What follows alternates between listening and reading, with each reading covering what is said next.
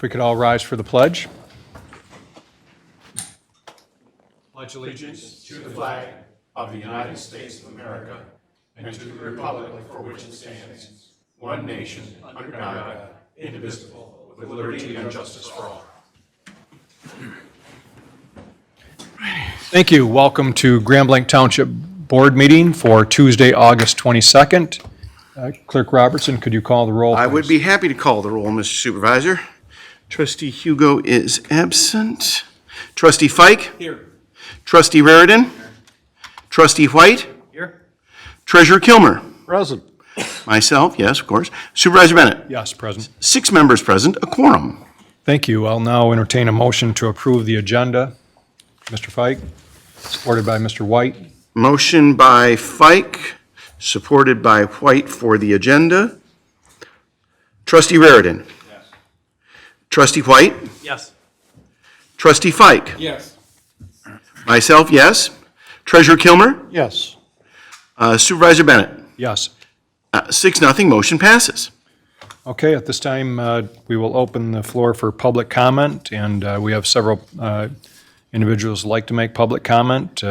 First, we have Ms. Grover. Good evening. See if I can get this right. Does it sound okay? Okay. Good. I'm speaking to you this evening as a representative of the Grand Reserve Community Association, a Michigan condominium association established under Michigan statutes and with all the powers and responsibilities enumerated in those statutes. I'm speaking on behalf specifically of the Master Board, essentially the Board of Directors of the association. Last year, we had many solicitation complaints from our residents about strangers knocking on their doors, trying to sell them something. The residents have made it very clear to our management team and to our board of directors that they are not interested in being bothered or harassed in their homes by people trying to sell them unsolicited services or goods.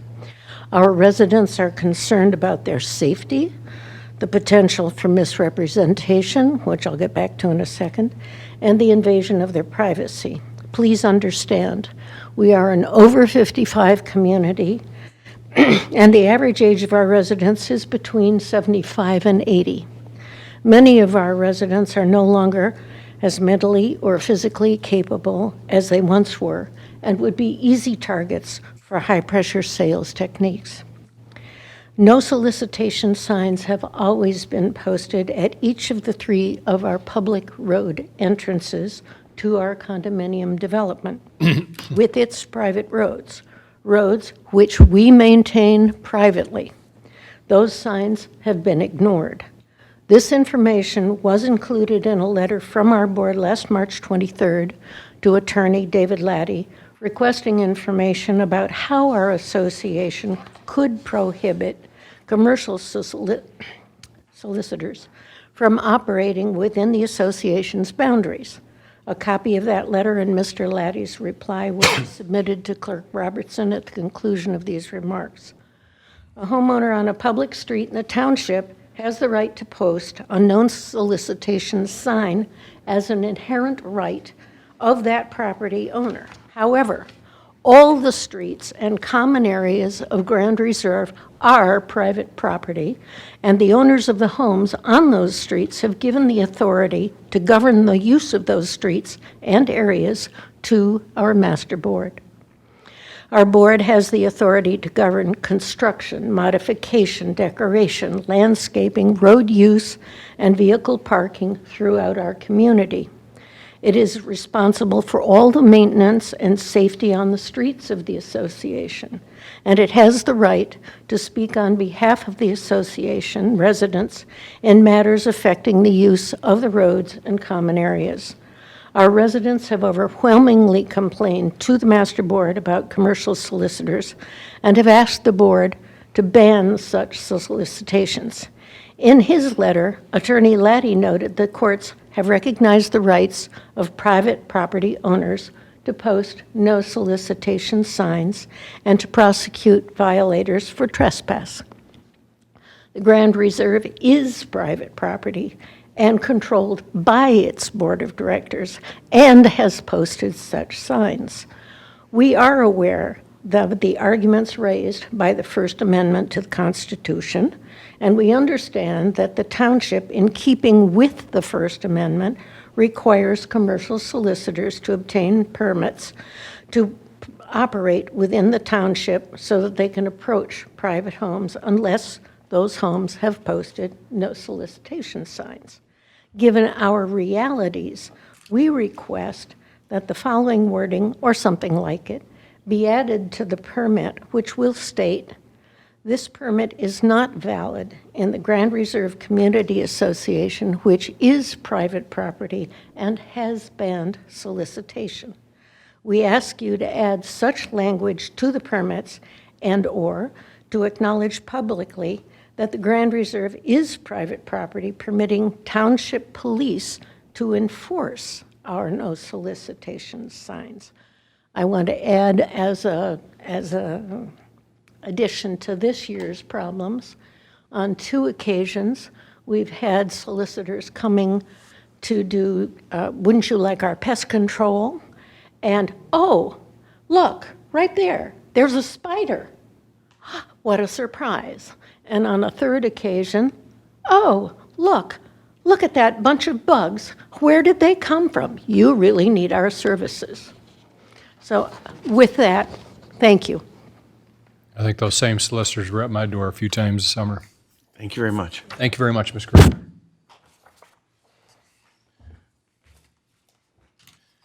Okay, also, we have, okay, thank you. Ms. Linda Schultz. My name's Linda Schultz. I live at 5151 Millwheel Drive, Wishing Well subdivision, and that's what I am commenting about, is the subdivision repaving. I was here the last time that there was a board meeting, and I know it's just comments now. I just want to get mine in. I'm hoping that maybe those that are involved with the repaving that, you know, can talk to us about that will keep us in the loop, like with meetings. You know, then they don't have to have 65 people asking the same questions and calling every day. And then we all get the answers, and as we move forward, we'll know what's going on. Because right now, everybody's just, you should hear everybody. Yes, our block is quite busy with all the neighbors, you know, not very happy and not getting answers, not knowing about buses. Did they have that meeting they were going to have the next Thursday with the schools?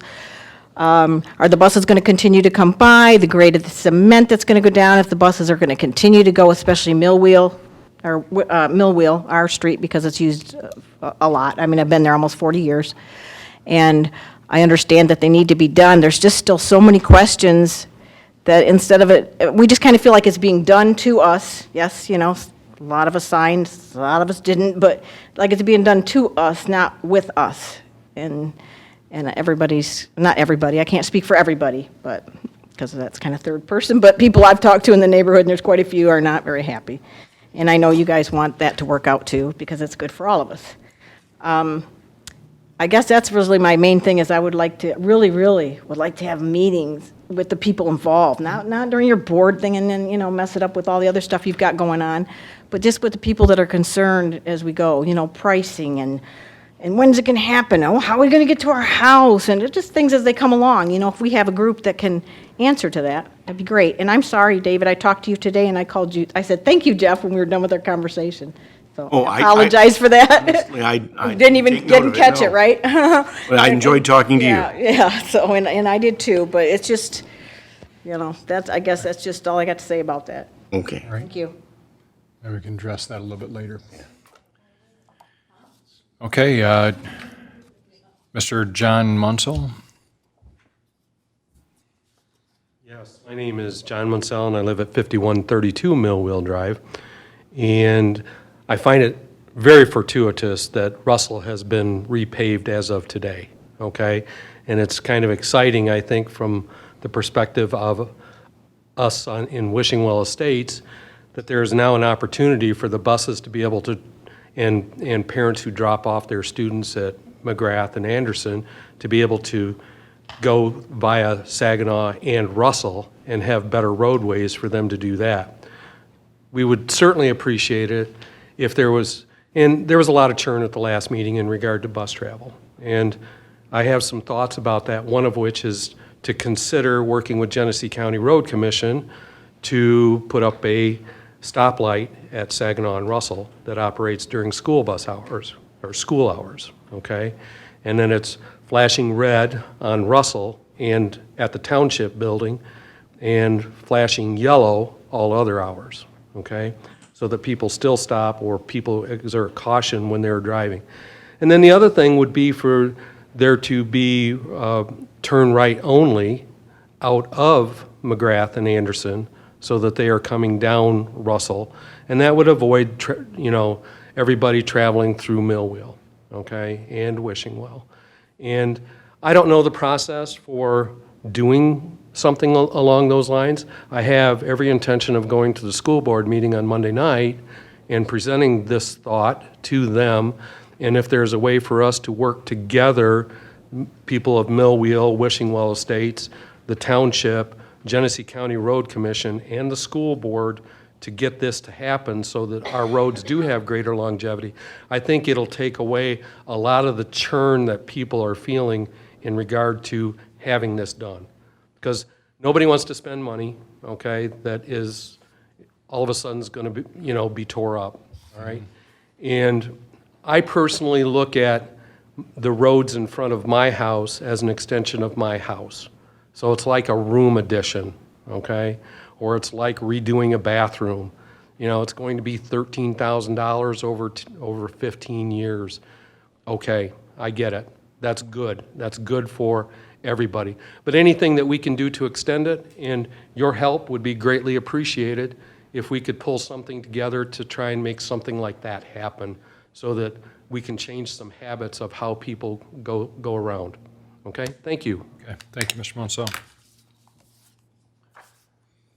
Okay, Ms. Sherry Nelson.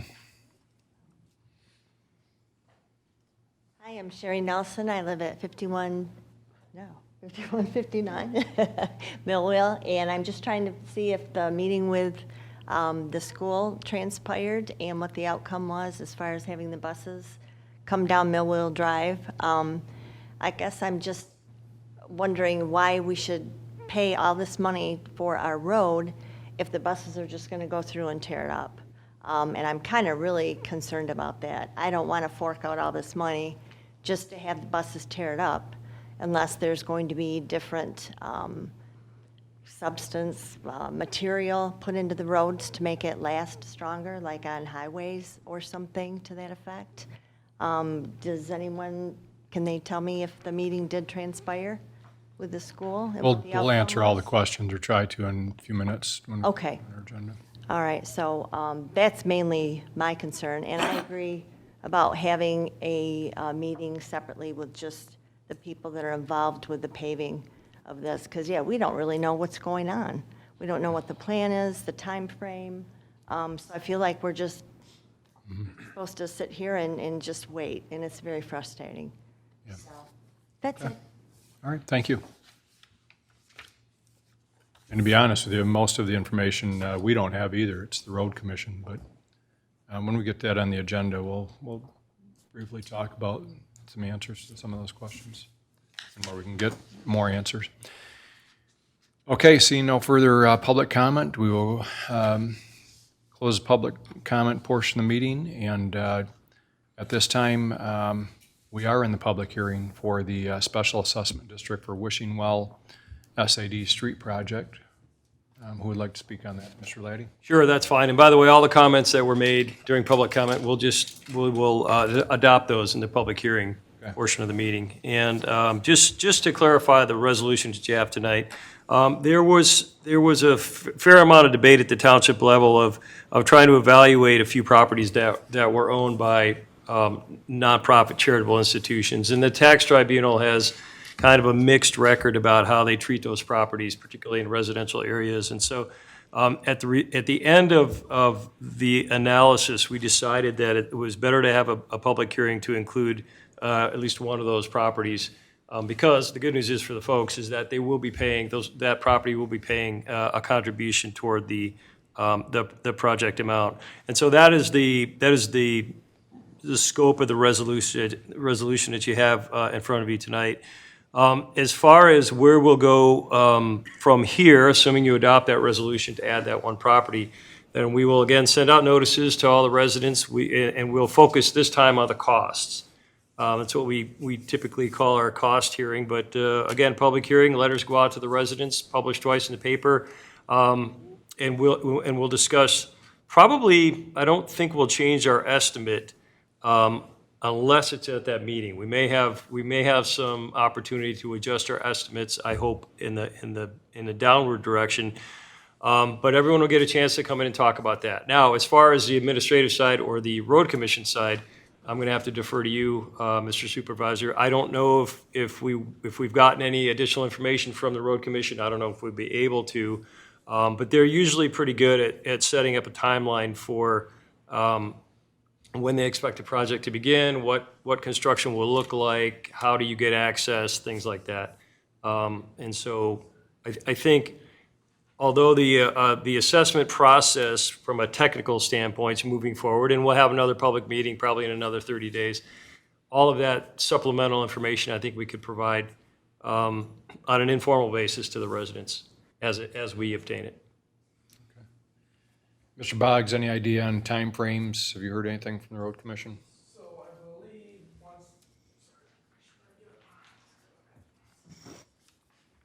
Mr. Supervisor, I believe we have to sign, once we move forward and we give the authorization that it's a go, then they'll go into design. And I think that's hopefully within 6 months, they'll have the design of the portion and it'll go out for spring bid.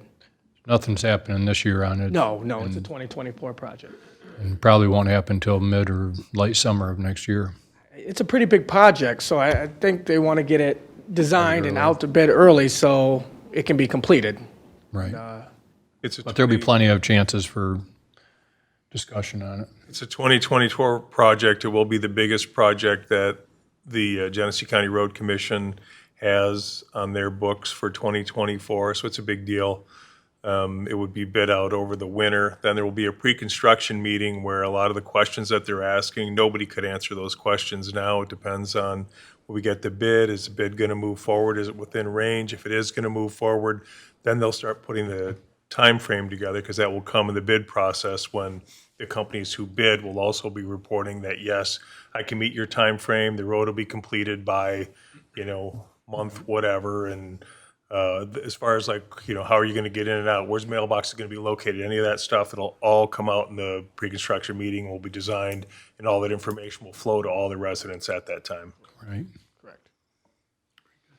And as far as school buses or whatever, that, I don't know that any meeting's taken place yet, but regarding that specific item, but they're public school buses bringing public kids to a public school. There's no way to control us or stop or arrange it. Certainly the school knows that, and we've brought it up many times, that residents always ask when they live within a school in their neighborhood if the school will consider participating in the cost of repairs.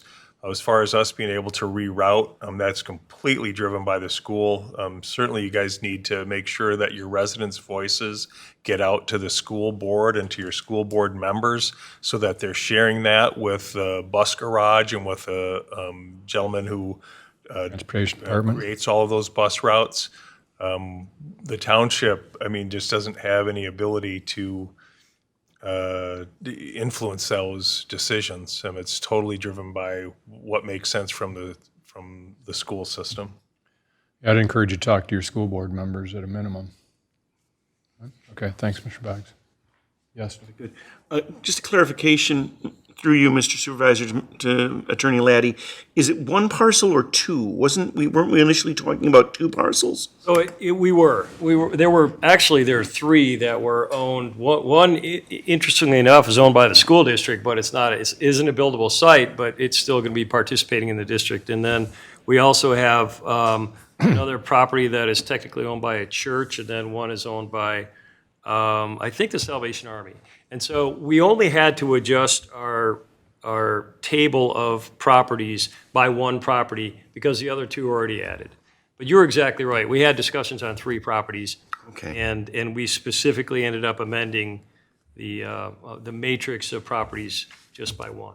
Okay, very good. Thank you, Mr. Supervisor. So I guess we've heard plenty of comment, but officially we need to open public comment or public hearing for Well, this. I took the liberty of doing that at 6:16 did you? PM, Mr. Okay. Supervisor. And all the comments, we can All just right, so adopt. we'll close the public hearing. Okay. Any further discussion? Board members? It's 22 PM. Okay. There'll be plenty of communication. The project is just in its infancy, so if people have lots of questions, I tell them just hold on a little while. None of that's been figured out yet, but depending on the contractor, on a whole lot of things that haven't been decided yet. So, okay, let's see here. The consent agenda, Mr. We will Supervisor. now entertain a motion to approve the consent agenda, if somebody cares to make that motion. Mr. Fike, supported by Dr. Reardon. Motion by Fike, supported by Raridan. Trustee Fike. Yes. Trustee White. Yes. Trustee Raridan. Yes. Treasurer Kilmer. Yes. Myself, yes. Supervisor Bennett. Yes. 6-0, motion passes. Thank you. Under old business, strategic plan item, Point North Business District. Anything you want to report on, Mr. Lehman, with that? I did include the communication to the board. I think some of the biggest things to point out is that to date, the group that formed, including township officials and business owners, and where our efforts have been focused, the beautification efforts launched this year, thanks primarily to the insistence upon that happening with Supervisor Bennett. We've gotten a tremendous amount of feedback on those planters, flowers, throughout the Point North Business District. Much discussion also occurred about the increased lighting, walkability, safe routes to school potential, and a revolving loan fund. The increased lighting, we expect to hear back Friday on the portion for Dort Highway, I believe. And again, there is a grant available that we applied for. Executive Coordinator Melissa Roberts can provide you more information on it, but it was up to $76,000. We think a lot of that we can use for the lighting, to improve the lighting in the district. We know, especially on the Dort Highway section down there, and then we expect to see dollar amounts associated with what we're trying to accomplish along Saginaw Street corridor of the Point North Business District as well. We're at the mercy of consumers' energy as to when those will come in, but like I said, it finally looks like we'll see something on Friday, at least from the Dort Highway segment, and then something within the next 2 weeks. Does that sound like on the other segment? The sidewalks, that has already started. We have Row Engineering putting those estimates in engineering, preliminary engineering plans and cost estimates of what the sidewalks look like. We did meet with a grant writer yesterday with the idea that one of the things that we need to do to really move this forward is to determine whether we should be creating special assessment districts for the walkability components, or a special assessment or a special lighting district through here to fund those costs once we know what they are. Because I think that's an important step for the board to decide whether that's the direction we're moving in, or if we want to start to set some money aside and look at trying to use matching funds and be able to try to look for grants that will help us, including safe routes to school, which would help address some of the sidewalk issues with the schools that we have in the neighborhood. And then finally, we've had a lot of talk about that Corridor Improvement Authority. We understand that the tax increment financing might not bring in a lot of money, especially, there's just not big vacant properties that will have the kind of impact that we've seen in our DDA TIF district. But Attorney Laddie did the research and came back that if we are going to want to do that revolving loan fund, then we need to create that Corridor Improvement Authority. So the board needs to direct staff to move forward with that if that's the direction you want to go in, because we're going to have to put money aside in the budget. I'll take a look at what it was with DDA, but it may be 20,000 or somewhere along those lines. We're going to have some assistance from outside agencies to put that information together so we can establish that corridor improvement authority, which would give you the ability then to set some money aside and do a, revolving loan fund for facade improvements, green space, that kind of thing. Mr. Fike?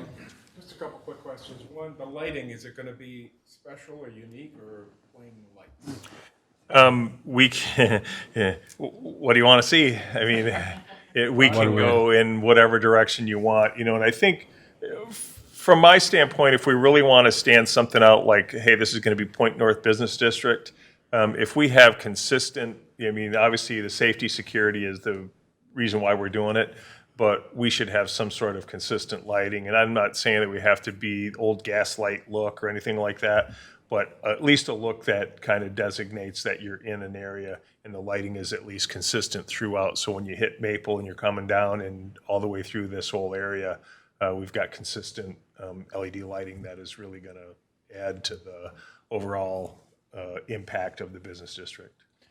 And it's really something that, that the business owners said that they would like to see. I mean, it was one of the top priorities is the lighting. Unfortunately, consumers are so backed up. I did see the gentleman that's in charge of the lighting this past week and promised me they will be moving forward here shortly, so with getting to our plan. My other question was sidewalks. From where to where? Well, again, what do you want to see? Great question. But, when you look at what we're trying to accomplish here, and a couple of things have happened when you look at the low mod area, which is federal designation, has to do with income levels. We've got an area that just happens to fall within the Saginaw Street corridor between Hill and Maple, Dort. So that gives us the potential for grant funds that will allow us, including CDBG, to make an impact.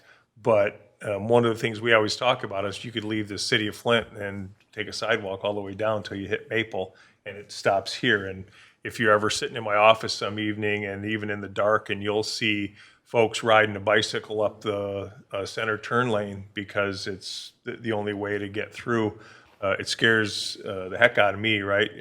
Because it's an accident waiting to happen. I would like to see it. I mean, if maybe we start on one side of the road and then eventually we work it up so it goes up the other side of the road. But we've got schools in the area and in another area that we can tap in. I do have a webinar I'm on tomorrow about safe routes to school to try to explore some funding that way. But it really does, we need to make sure that we have safe crossings at intersections and then having those sidewalks in. But for this type of neighborhood, really the sidewalk should be feasible, would be on both sides of Saginaw through the district, quite frankly. One of the challenges we have, and notice in the pre-engineering, when you come down Saginaw on this east side and you hit some of those businesses, you'll see where that's really their parking. And then you've got utility right away and the power poles are here and fire hydrants are there. It's going to be a little bit of a challenge for us to be able to fit the sidewalks in there. And have them clearly designated and safe. Maybe it's the west side that makes more sense, that we have less of the impact there. Or maybe it means we're looking at this, when you look at the original Saginaw Street corridor study, they were showing like underground utilities and it was pretty aggressive. Would that answer a lot of the questions? It would, but it's the cost of paying for that. If we thought the Corridor Improvement Authority could create a TIF that would really bring in some funds to allow us to do this, I said like we're seeing with the DDA, which just got brighter, as you all know, today. But we're not going to see that kind of funding. So it's going to be a general fund commitment for the most part. So we're going to have to take advantage of the pieces of grants that we can get. It may be slower, or again, where are we at with creating a special assessment district? How much are the business owners willing to consider creating a special assessment district to help make the neighborhood more walkable and safe? Well, that Saginaw Street plan too, I believe, probably had a road diet, because I recall seeing a median or center, basically grassy area down the center instead of a left turn lane, and then the Michigan, turnaround kind of things. Concept was slow them down, more greenery, build it as a corridor. So you could probably fit, if you did a road diet, fit some sidewalks, because you'd widen, be less road, but with the volume of traffic, though, on Saginaw Street these days, at 5 lanes, it's pretty tough some days to get out onto Saginaw Street. Now, if you do a road diet and make it 1 lane each way, you're going to have traffic stacking up, I think. I don't know. So there's some things to be worked out there, but the Or last, eliminate the center turn lane, and then you've created the congestion if you've eliminated the center turn lane. Right. Unless you're going to do a series of those Michigan lefts with a breakthrough. yeah. And I recall years ago, the cost came back at close to $1 million for putting the sidewalk down one side. So I can only imagine what it is today, but what that cost will come back. Clerk Robertson? Yes, just a quick question. Do we have a ballpark time frame for the light additions on Dort Highway? That is a particularly dark stretch of road, and the days are getting shorter and the nights are getting longer because we're heading into the fall and winter of the year.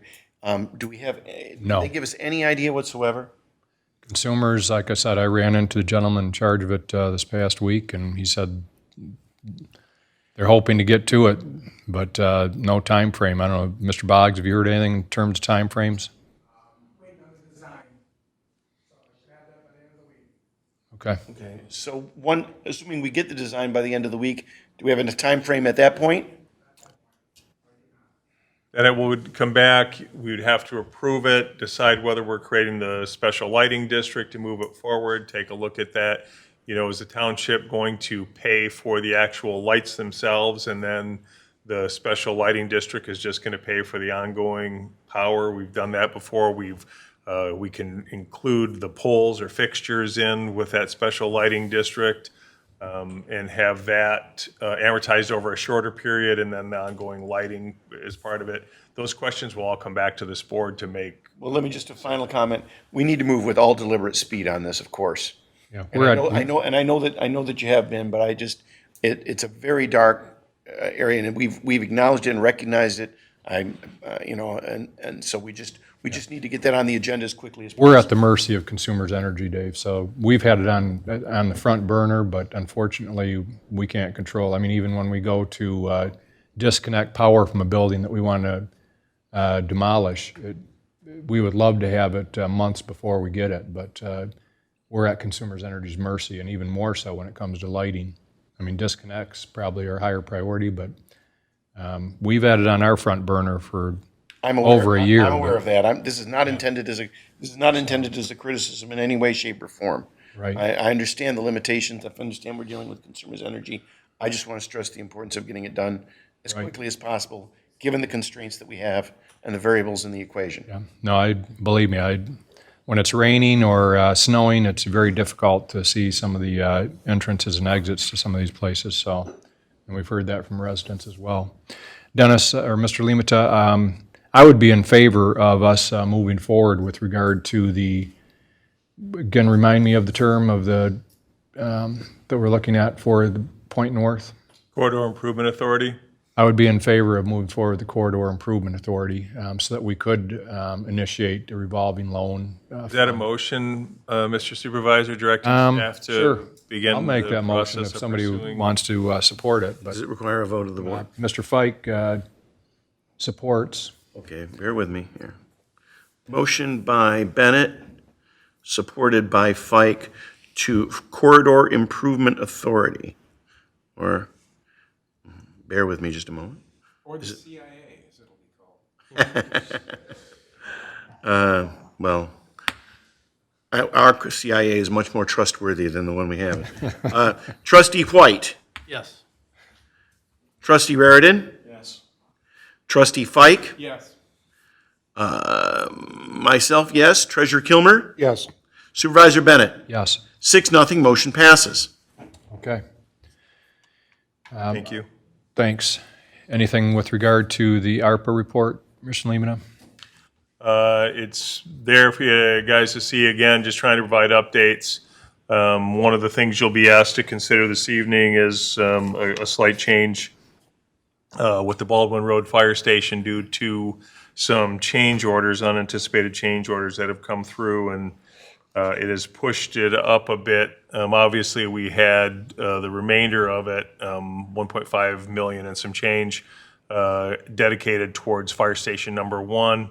I would recommend that if the board, when this agenda item is before you, agrees to bump up the amount that we had allocated for Fire Station Number 2 on Baldwin Road, that it's just going to come out of what we had allocated for Fire Station Number 1. It doesn't impact any of the board-approved ARPA projects.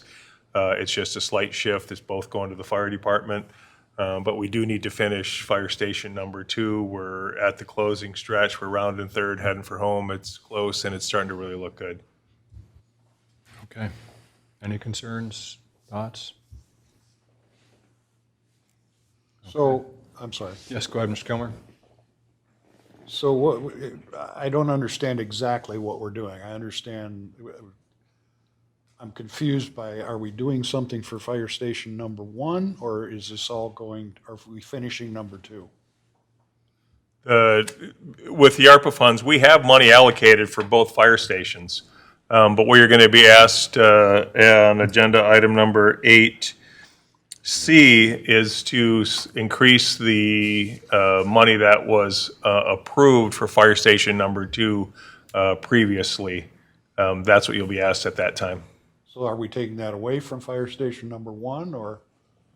I mean, we have a set amount of ARPA dollars, so it's coming out of that $3.8 million.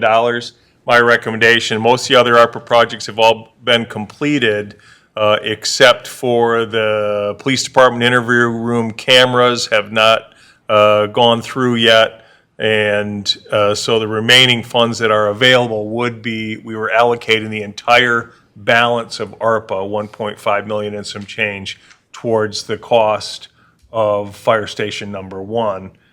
That's where it would be easy to take the money from. It hasn't been spent yet. We're still in the design phase, obviously, of Fire Station Number 1.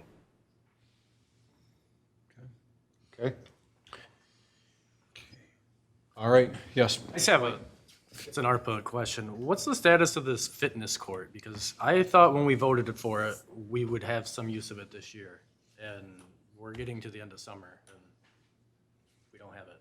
That's a great question, and for the answer to that question, Assistant Superintendent Matt Kimmer is going to provide you an up-to-date.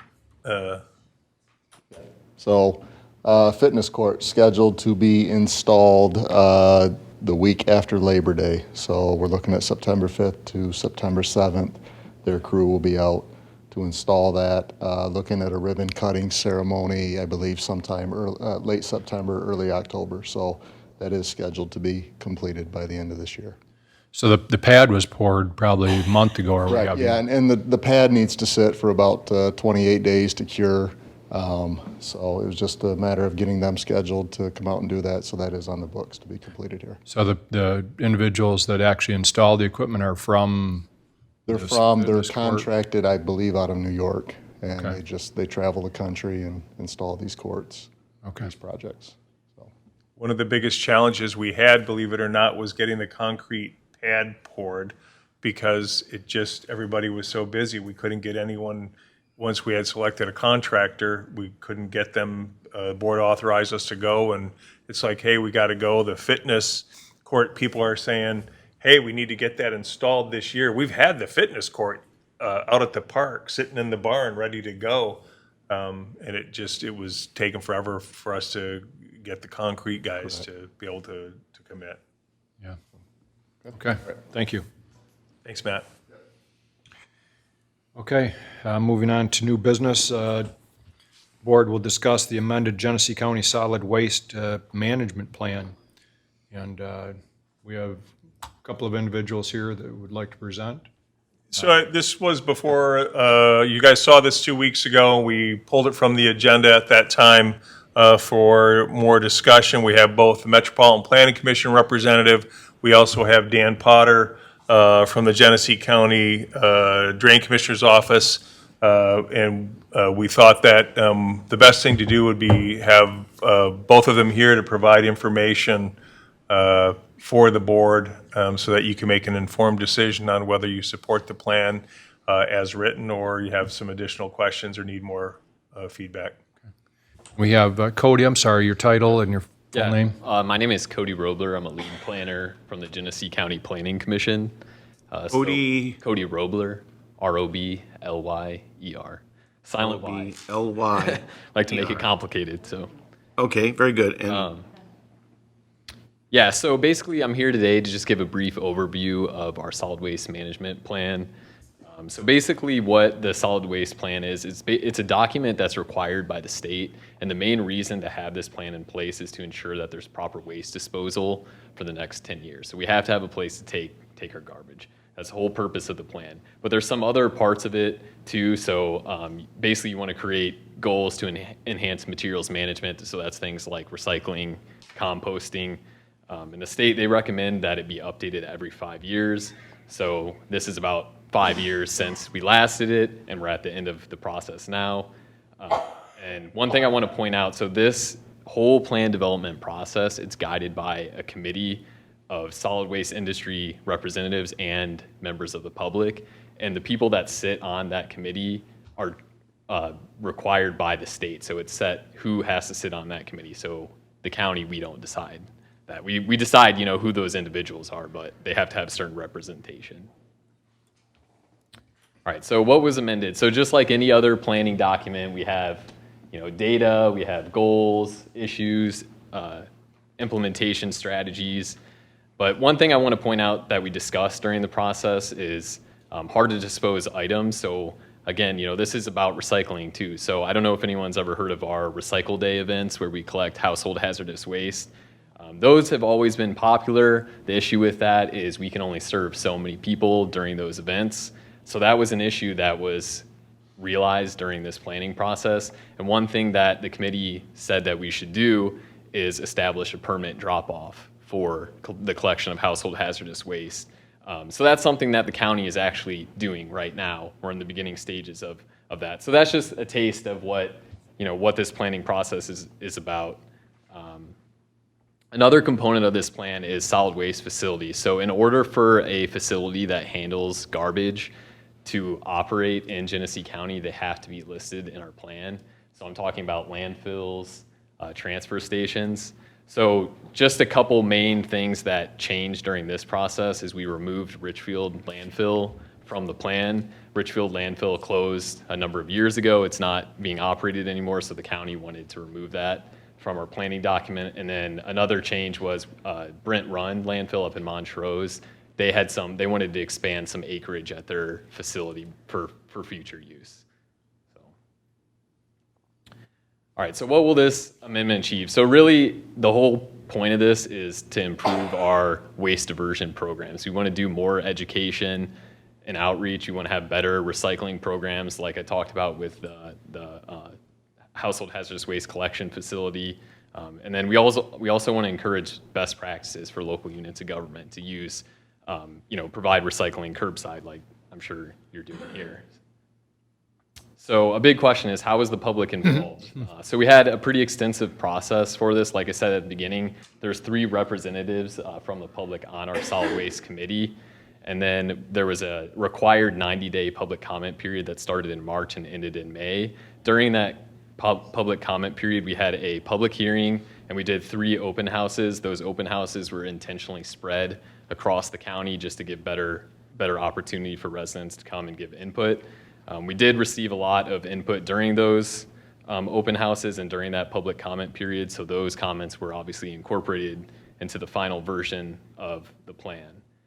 So just wrapping up, so the final steps in this process, so back at the beginning of June, that's when that solid waste planning committee that oversaw this entire process, which was about a 2-year process, that's when they approved the final version of that solid waste management plan, and then it went to the County Board of Commissioners in July.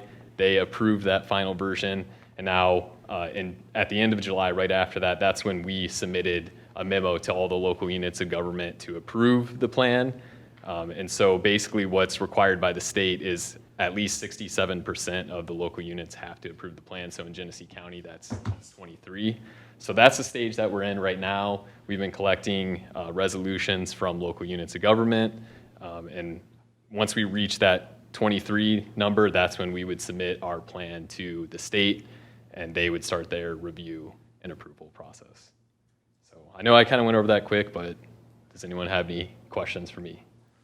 Yep. Mr. Fike? That first graphic that showed, City of Lansing is 44%, then the Emmett County, Genesee County way down there at 9%. Yep. Why is our rate so low? Right, yeah, that's a really good question. So in this, we're actually comparing to some of the best communities in the state. The reason is those communities, City of Lansing, for example, they are implementing these best practices. So they're using that other graphic on there, it shows a cart and a bin. So the City of Lansing, they're using these wheeled carts, all across their city. Whereas there's some communities in Genesee County that they're using the handheld bins, which have statistically showed there's not as much participation, you're not recycling as much because it's not as big. So, that's the reason why is these other communities, they're across implementing these best practices. I think there's some communities in Genesee County that don't recycle at all. Yeah, so there's two small communities that do not provide any sort of curbside recycling. Fortunately, we do have most of our communities that provide curbside recycling, but like I said, some, they just provide handheld bins, or they're only providing recycling every other week, things like that. So Our participation rate, from what I understand, is some of the highest actually in Grambling Township. So we're probably bringing up the curve on that, but from the comments we hear from residents, we've got, and according to Dan Garman from Emterra, I don't think anybody recycles as much as Grambling Township, at least in the county, from what I'm hearing from him, at least for the customers he serves. So, but any other questions for Cody? Go ahead, Joel. Is it incumbent upon, our leaders to stress the importance of this, or is the message not getting out? How come some areas are so great and, Right. Genesee County so low? yeah, I mean, just like anything else, education is a huge thing. So we do a little bit of that ourselves, but we do encourage the local units of government to also do that because they have a better connection typically with their residents. So that's definitely something I would encourage, even if that's an annual flyer that goes out to your residents, just saying what you can and can't recycle. So a question with regard to the process, if you could go back to the timeline that you just right there. Yep. So June 6th, there weren't any more revisions made to the plan after June 6th, or? No. So June 6th, like I said, that's when the Solid Waste Planning Committee approved the final version of the plan. There was no changes made from that committee approving it all the way to the board, and the board approved. There's been no changes at that point. So, and then it was sent out to us on July 20th, done? That's correct, yeah. The same version that was approved by both of those committees. All right. Okay. Any other questions, Mr. Lemata? When we got the plan, we posted it out in the lobby, had comment cards associated with it for everybody to review. I think we also threw it on social media just to let people know that we had the plan for review. I don't know if any comments came from Grambling Township residents with it being out there, or if there was any impact from it, but we did have it out and available for review and comment. All right. Dr. Reardon? And maybe this would be more for Dan, but is there issues with that PFAS? I think Mr. Potter is going to talk a bit about that in just a moment, right? I don't know, is there any? I'll let him talk about that. Okay, Yep. all right. We're not recycling that yet, right? Right, no, unfortunately not, no. Okay, anything else? Okay, thank you very much for the presentation. And we'll have Mr. Potter from Genesee County Drain Commission. Good evening, everybody. Good evening. Our concern, and let me back up a little bit outside the solid waste plan. We have, our drinking water supply has no PFAS in it. We test it from the lake when we get it out of Lake Huron. We test it at our water plant. We test it as it goes into our water distribution system. There's no PFAS in the drinking water that we have. When that drinking water comes out of homes and businesses to our wastewater treatment plant, now we have PFAS in the water. So it's coming from all the products that go through your homes, your clothing, cosmetics, all those things create PFAS, and it ends up in our waste stream that goes to the wastewater plant. As we treat that wastewater, we end up with a product called biosolids, which basically is a sludge that has to be taken care of in some fashion. Currently, we apply that biosolids to farm fields as an agricultural practice. The farmers love it. It's always worked great. We've been doing it for 40 years probably, something like that. With the advent of this PFAS concerns, now we have to do something different with that product, that biosolids. We think that either regulation or litigation is going to shut down that biosolids application to farm fields. Either the farmers aren't going to want it, Eagle or EPA is going to not allow it to do it. There's been, at least the state of Maine has completely outlawed it. So the question becomes, if and when that happens, what do we do with those solids? We've currently in the process of spending $50 million to build digesters at our wastewater treatment plant that basically consolidate that product and make it a smaller amount of that product so that we have less solids to get rid of. We're spending $50 million on that process. So we end up with this biosolids that we have to dispose of in some fashion. So as part of the solid waste management plan, we requested that our site at ARTP be designated as a potential type 3 landfill site that would only take sludge, only from our county, and have that site at the Ragno treatment plant. That part of the plan was taken out at the June 6th meeting based on public comment, primarily from citizens in Montrose, which is obviously where the treatment plant is located. So that was removed from the plan at that June 6th meeting. And then it was public notice to the communities. Our current concern is that that plan did not replace it with anything, a requirement that the landfills take the sludge, any other type of requirements for that PFAS-laden product. So that leaves us with, if land application is gone and landfills aren't required to take it, or the Eagle or EPA designates it as a hazardous waste product, then what do we do? Then at that point, we're at either a type 3 landfill or a designated landfill for that type of sludge, or with incineration. And the byproducts of incineration aren't particularly good either, and creates noise, and it has a tremendous gas usage, so it's not a very environmentally friendly process either. So what we're asking the townships to do is to turn down this solid waste management plan, send it back to the committee to change it or modify it in some fashion that handles biosolids, PFAS biosolids, in the future. Yes, Dr. Reardon? To me, it's crazy that it wasn't included in the plan. I mean, I would think we would want to address this on the front end. And we tried to. That's why the redesignation of ARTP as a potential landfill site only for this type of biosolids, not for garbage, not for anything else, just for biosolids.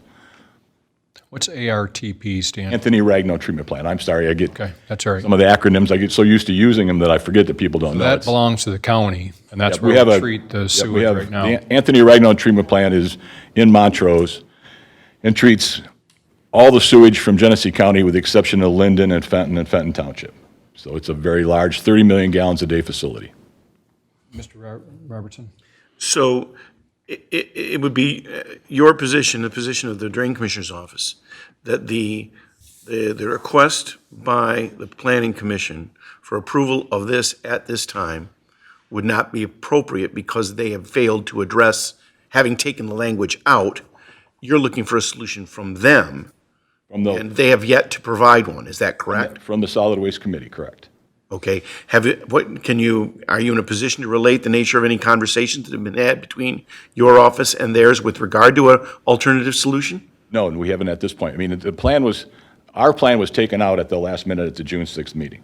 So when that happened and they public noticed it and sent it to the County Board of Commissioning, we're trying to figure out, okay, we're trying to evaluate what our options are at that point, because our option was that we could build our own landfill to treat that particular type of sludge. So not having that, now we're evaluating, okay, what are our options? And we don't know exactly what those options are at this point. But we'd like to have it go back to the Solid Waste Committee and have them address those. Are there plans to do precisely that?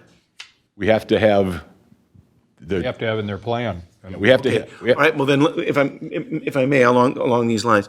All right, so you're asking us to reject it or not act on it, okay, I understand that.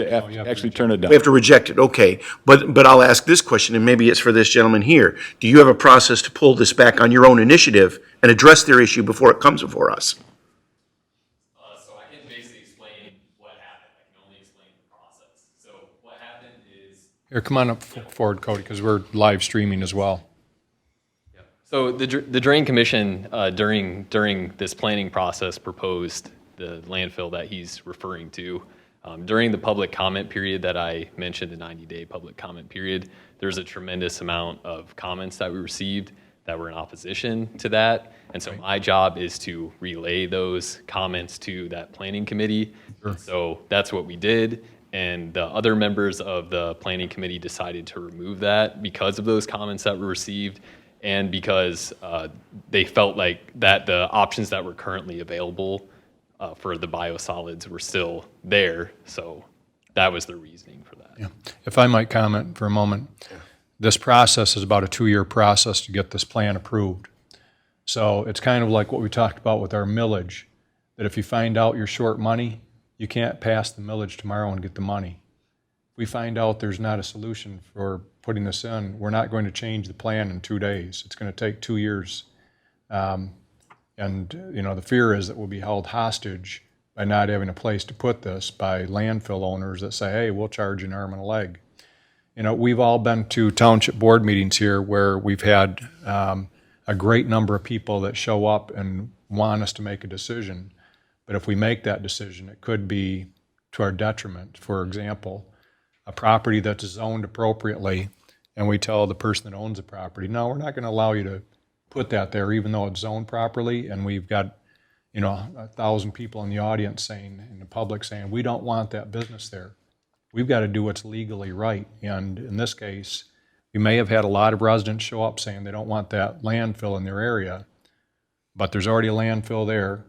The treatment facility is already there. It's not like it's something new, but I can understand. I probably wouldn't want it across the street from me either, but Paul had his hand up for a while. This was on Farron, right, between Marshall and the treatment plant. Was this where it was intended? If anybody's actually been there, you can smell it from a mile away.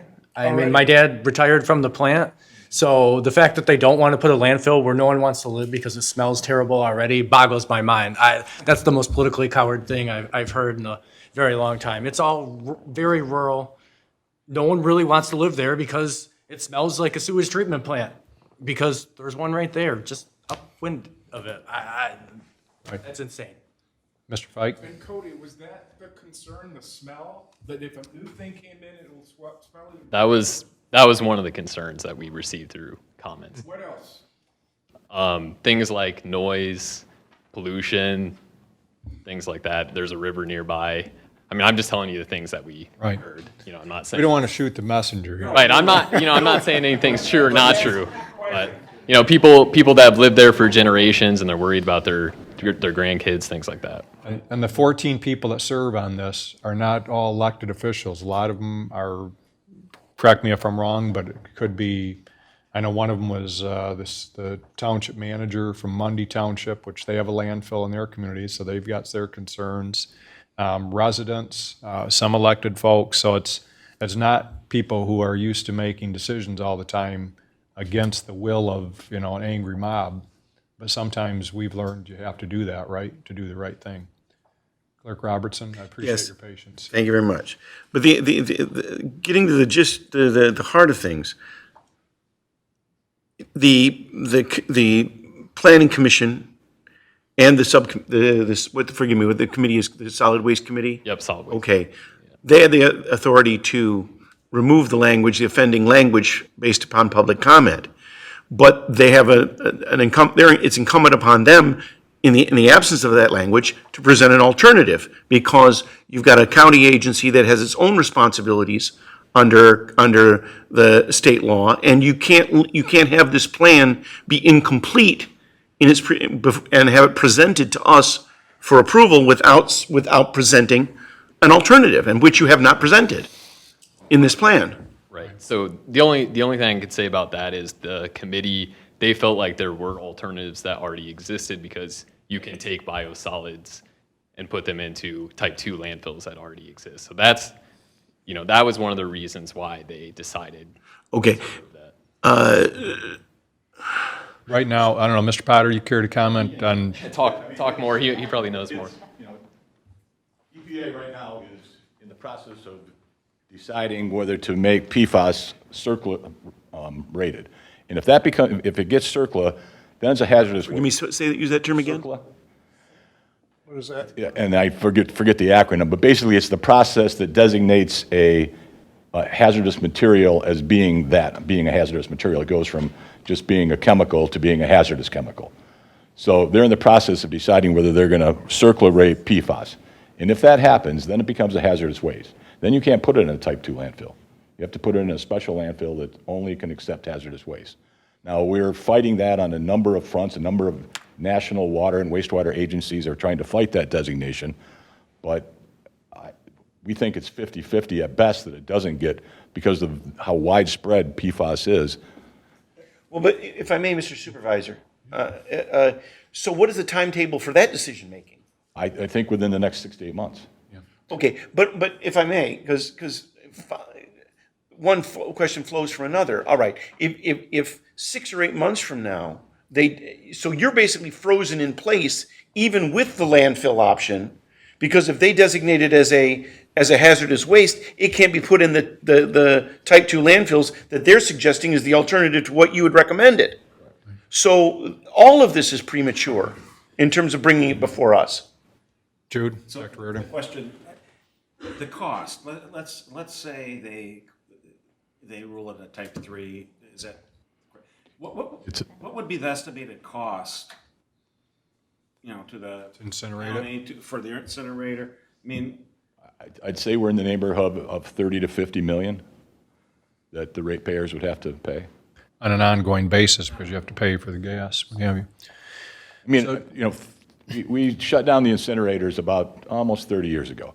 And at the time, 30 years ago, it was $1.2 million for the gas to run the incinerators that we had at the treatment plant, 30 years ago. So, Mr. Potter, one of the things, so this landfill that was in the plan at the... It was a designation for a landfill, only to be used in the last case if we had to absolutely use it. There was no other option. And we put that language in there, that we would only do it as a last resort. And that would be what you're asking for to be back in there, is that it only be implemented? Or some viable option that we could all live with. I mean, if they designated a hazardous material in 6 months, then we're all going to be scrambling as to what to do with that material. Right.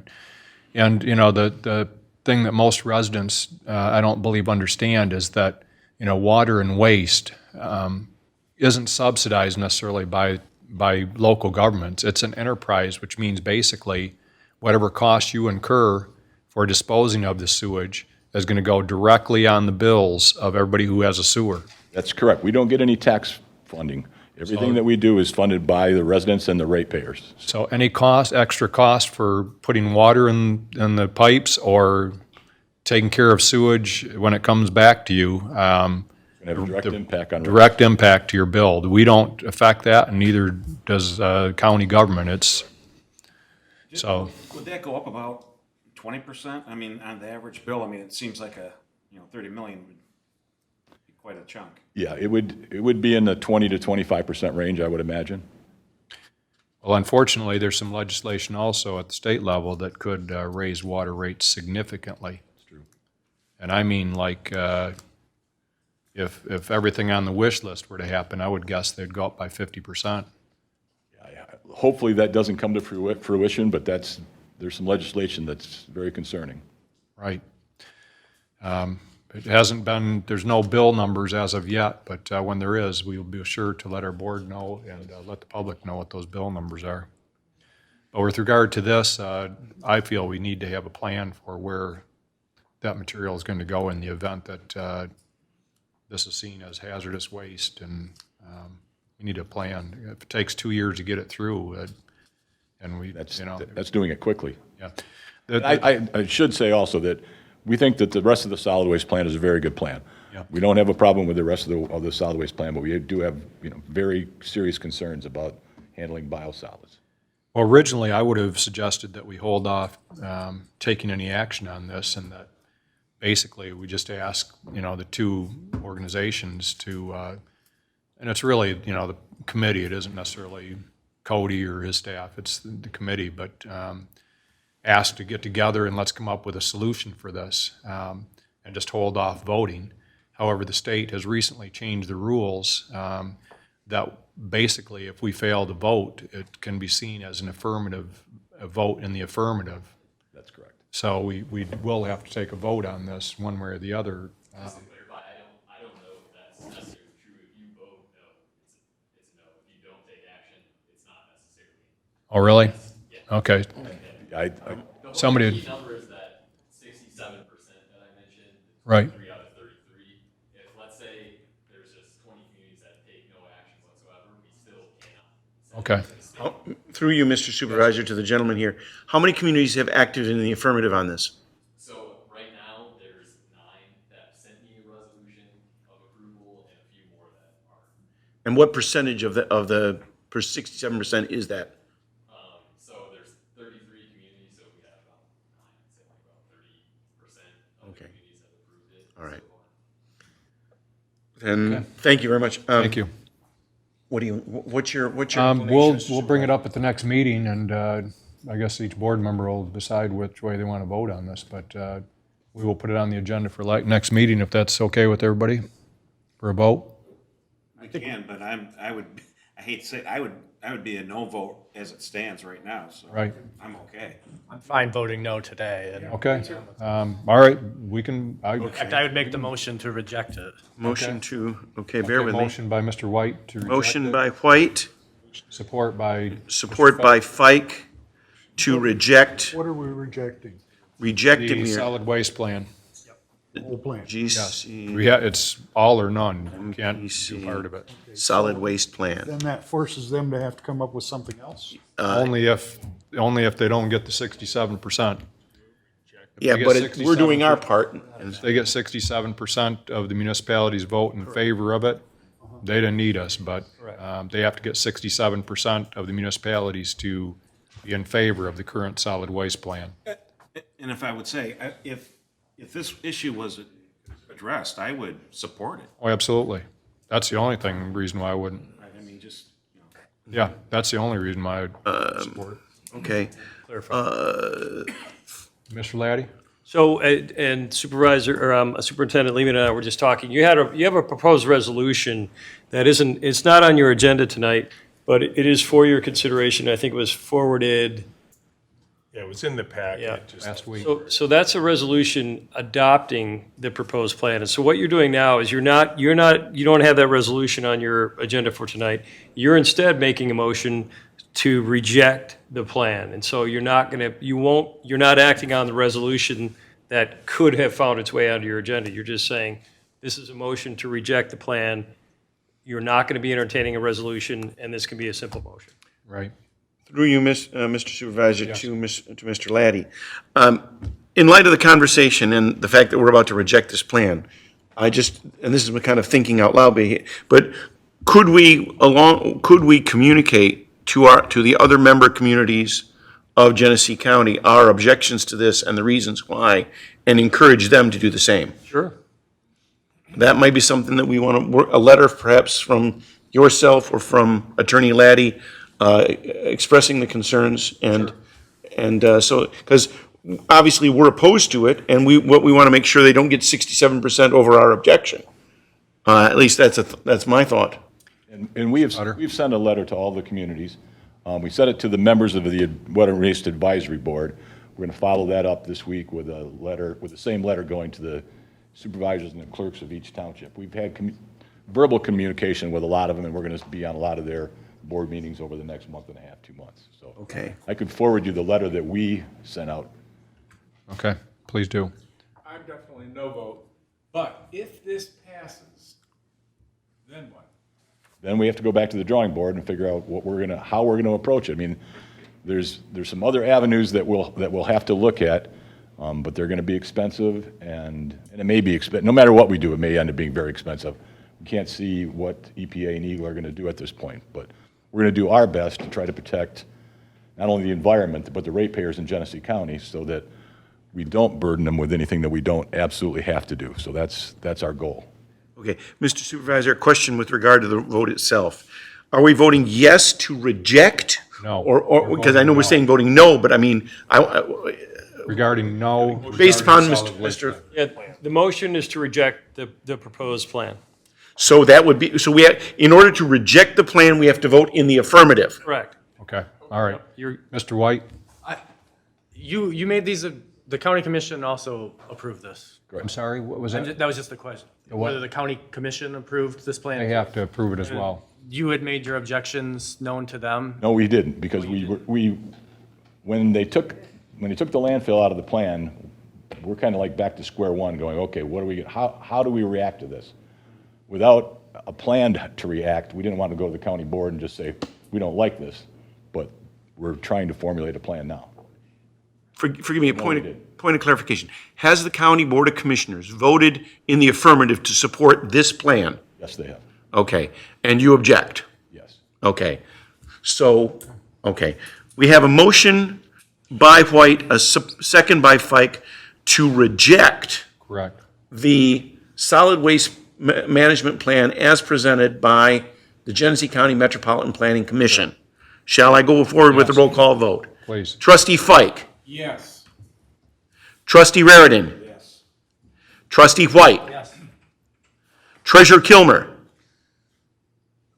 I'm not sure whether to vote in the, yes, Yes, we'll reject the plan as written. yes, we're rejecting? The plan is. Correct. Okay, yes. Okay. Myself, yes. Supervisor Bennett. Yes. 6-0. Motion to reject the plan passes. Okay, thank you, both to you, and we appreciate your time and your concerns with this issue.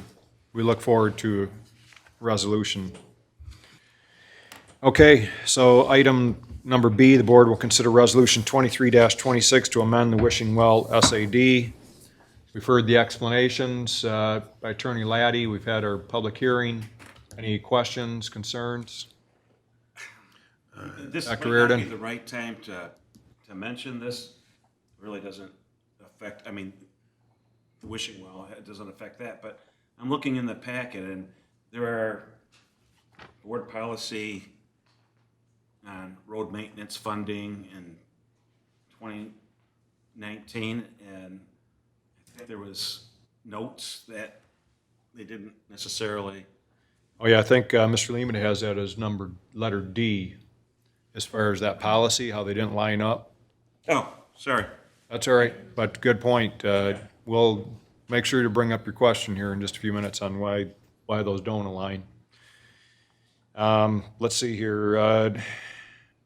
So the Wishing Well SAD, everybody pretty clear on what's occurred there and what we need to do?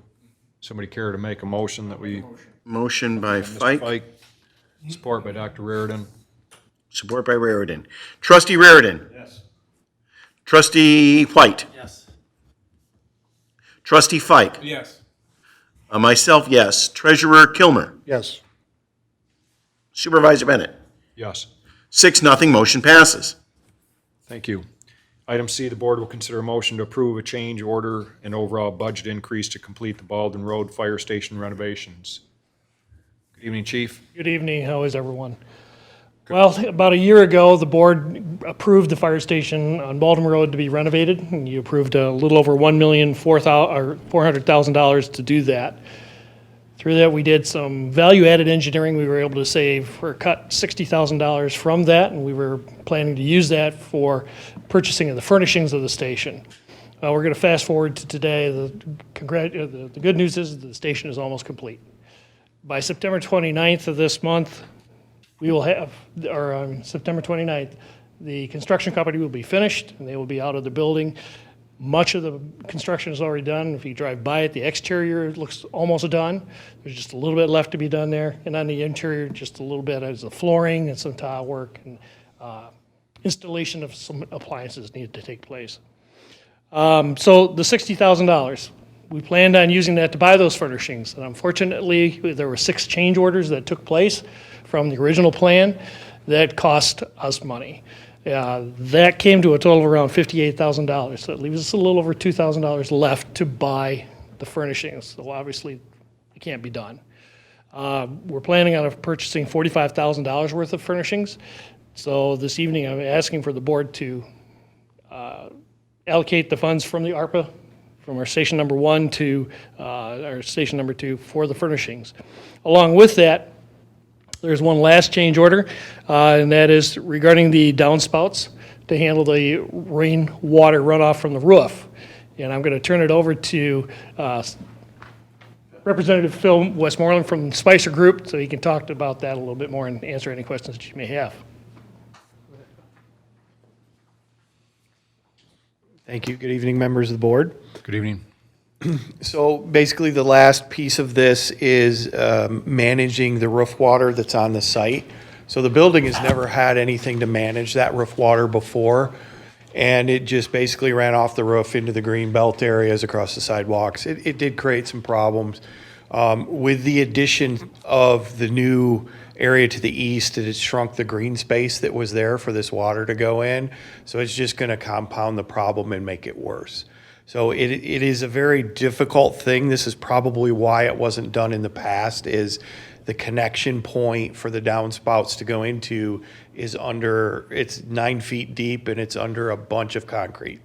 So it's very difficult and expensive to get there, which is why the contractor is looking for an extra for $33,000 to install that roof drainage and get it to an appropriate drainage point so it could be taken off the site. 9 feet deep, huh? That's my understanding. It's pretty deep. Why? I don't know, that's where the Been that sewers way are for all- a long time. It doesn't hook into the sewer. No, it goes to a storm drain somewhere. It goes into the storm drainage system. This doesn't go into the sanitary system. It goes into the storm drainage system.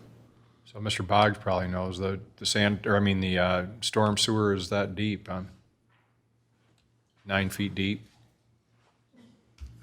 Yeah, so we hired Dependable Sewer to camera the storm sewer on the site, which goes out to Baldwin Road. But yes, it is about 8.5 feet deep. We got a location of it. It's under the concrete parking lot. So to excavate it safely, dig a trench, and put shoring in there to safely make the tap into it, I mean, it is a job.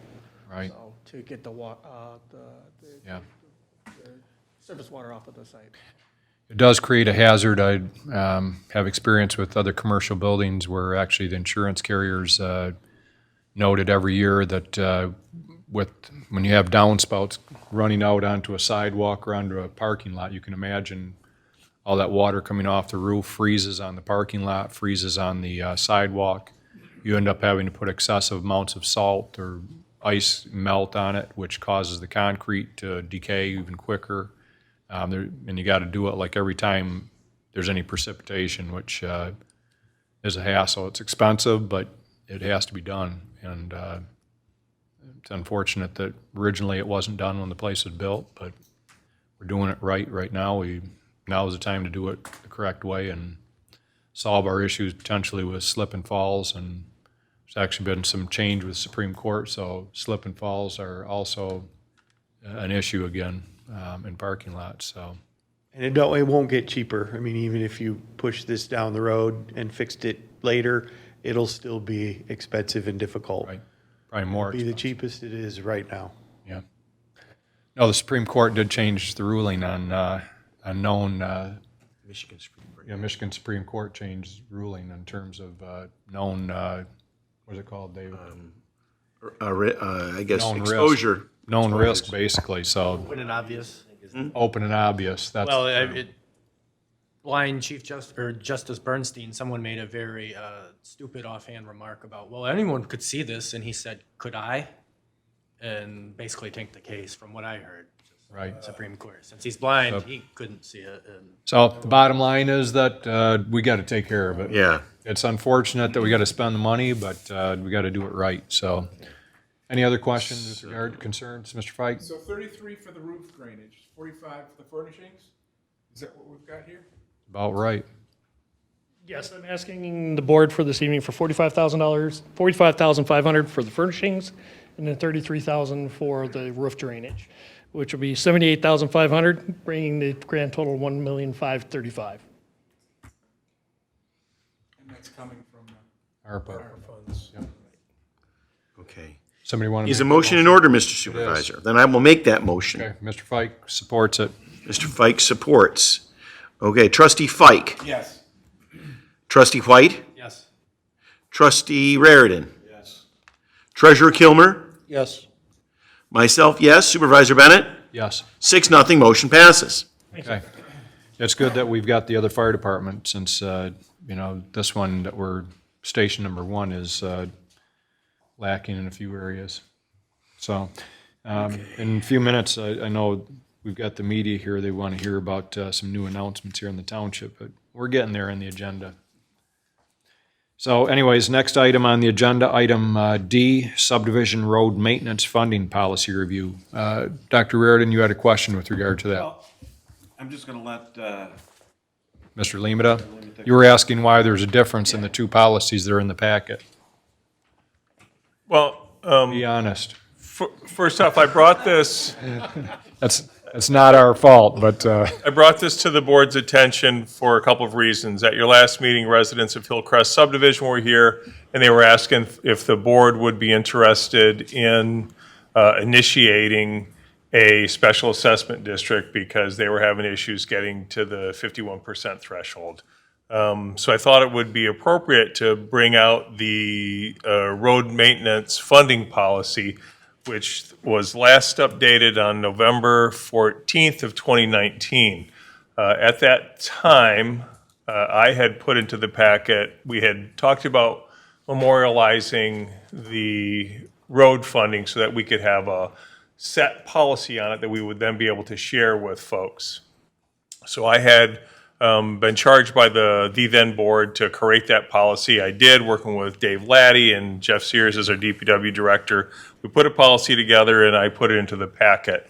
I wasn't at the meeting of the 14th when the policy was approved because I was busy having a widowmaker heart attack instead. However, I would have much rather have been at the meeting, all things considered. But the policy that I had put into the packet is different than the policy that was approved on that evening. And it's I think at the end of the meeting, after the policy was reviewed, the board conversation, the clerk at the time rewrote the policy and put clerk certification on the policy. And that has been our policy since November 14th of 2019. The reason I put it in is for a couple of reasons. I think that, number one, I believe it's overly complicated. There's some things in there that we don't necessarily need. I also, in 2022, we put together a kind of a step-by-step what happens to make it simple and easy to understand for residents who want to initiate a special assessment district to fix their roads. So we put in like 8 steps on how you go about getting through there. My ask to the board, based upon what I just said, is that you allow me to once again review our board policy on road maintenance, rewrite it to simplify it so that we don't have a 3-page document. We really need those 8 steps. And really the question before the board from a road maintenance policy, we could change our procedures to make them more flexible at any time. But the question for you on setting a policy for road maintenance really is to make sure that we explain to the residents that we are the financing arm. Our role as a township, we don't own the roads. We can't really influence them. Our role here is to offer them a relief valve, and that is we will finance and seek bonds to cover it and spread the payments out for 10 years or 15 years, depending on the project. So I think you need to memorialize in your policy exactly that. What is your policy on helping subdivision streets get repaired? And is it that that it's going to follow what we've done, and that is allow residents to initiate it? So the question comes to you, hey, we've got more than 51% of residents who wish you to move forward, or are you guys willing to start to initiate road repairs on your own and kind of force their hand where they would have to take a petition to defeat the board's action of trying to move a special assessment district forward? And I think it's important because you have the Hillcrest folks here saying, just do it, just move it forward. And I think this board has to make that decision. What makes the most sense for the township based on everything that you know or the information that you've compiled? From my standpoint, obviously, I think our policy works of having it resident initiated so that they're coming to you as a board seeking help, because our real role here is to offer the petitions, make sure that they get 51% of the lineal footage, and then to help finance and spread those payments out to make it more palatable, at least for the next 10 to 15 years. We're here as a relief valve. Us taking the initiative scares me, quite frankly, but that's just my personal opinion. Dr. Reardon? Just three little things.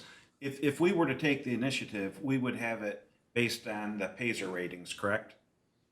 I mean, we would say anything that is below a 2 would be subject. I mean, you could do it that way. There's any way you could do it, but I mean, obviously that would make the most sense. If a PASER rating gets to 2 or less, then the board is going to initiate the process ourselves. And you guys would then say, here's a list, we're going to go ahead and initiate this process. You still do the same, you hold public hearings, you let people know, you get a cost thing. But then in order for them to defeat it, they would have to pull a petition that would tell you guys, stop doing this. We don't want you to fix our road. okay. In the 2019 policy, it says the costs are spread over 10 years. I thought we said it would be 15. So that's the other reason why we need to update the policy. At that time, we couldn't get them beyond 10 years, but as the cost of fixing the roads continued to climb, we worked with bond counsel, and they said, okay, you guys could go to 15 years on these bonds, but that's only if you get the road commission will give you the life of that road as 20 years. So depending on the repair, if somebody wants to do a mill and fill, it's not going to be 15 years because you haven't done enough to guarantee the life of the road at 20 years.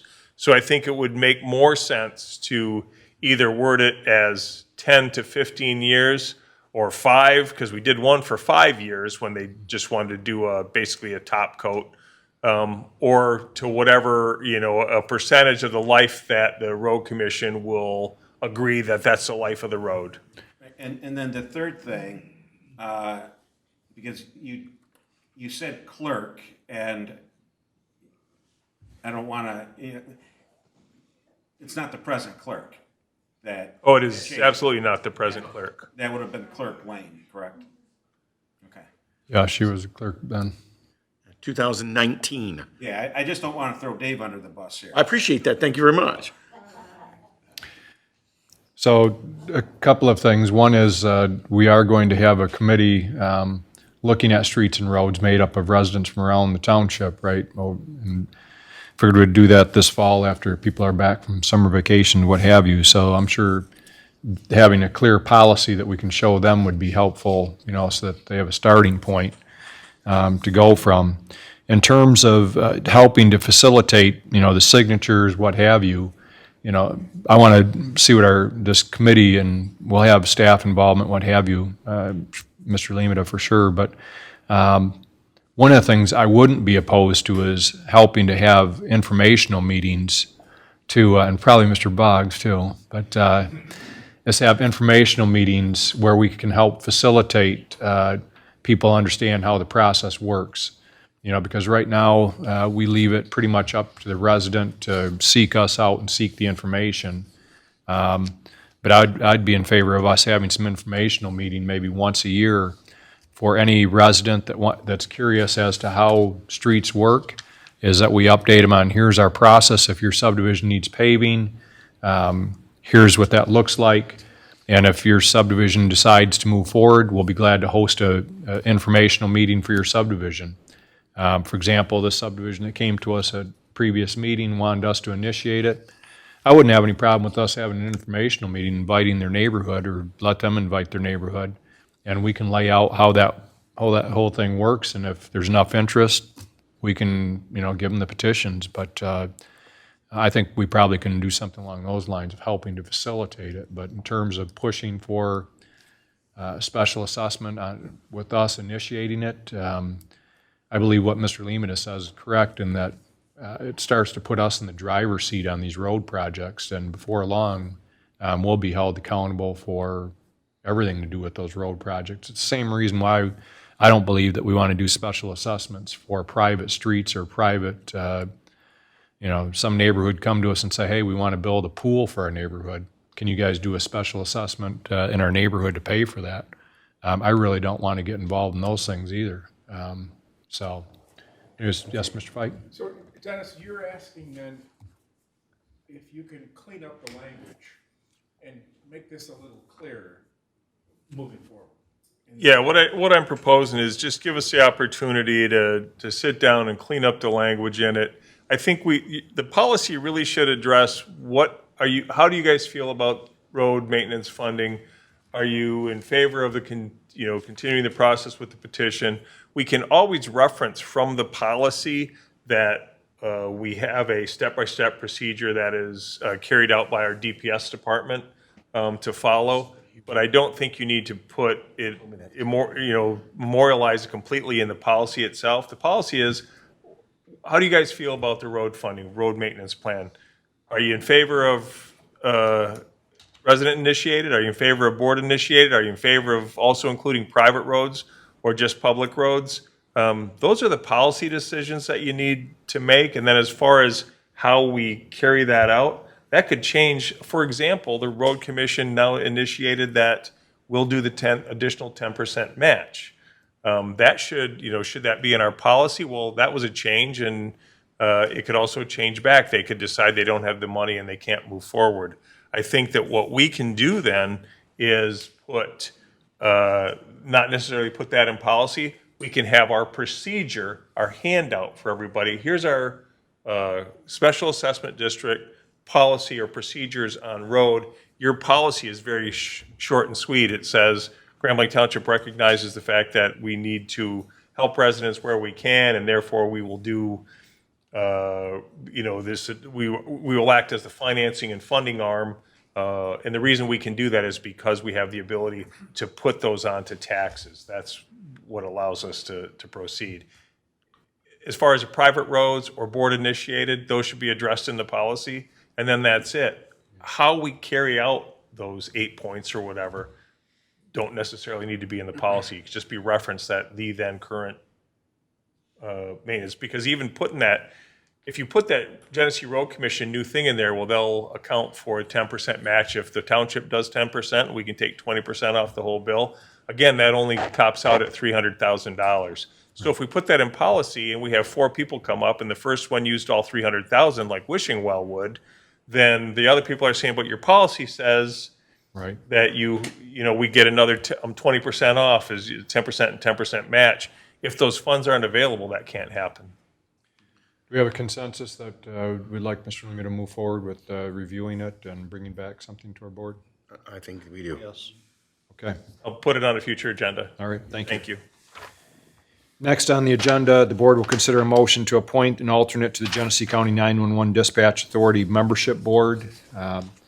Spoken with Mr. Lehman, and Mr. Lehman has attended a number of the meetings with me and has also been apprised of our stance with a number of issues, and I would propose that we appoint Mr. Lehman as our alternate, but I need to have a document that we can give to the 911 board. Anybody opposed to make the motion? Okay, I'll make the motion. Dr. Reardon supports it.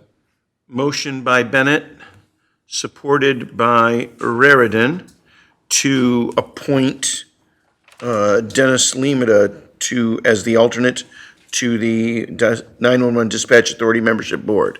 Correct. Okay. Limita, bear with me. 911 alternate. Let's see.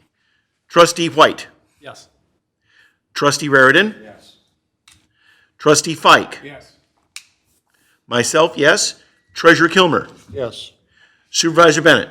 Yes. 6-0, motion passes. Thank you. Future agenda items, anything we want to bring up there? I think one of the things we looked at, I know we had talked about reviewing the entire strategic plan. I think Ms. Roberts spoke with a few of the board members, and they had expressed an interest in having a separate meeting, apart from the board meeting, to go through that.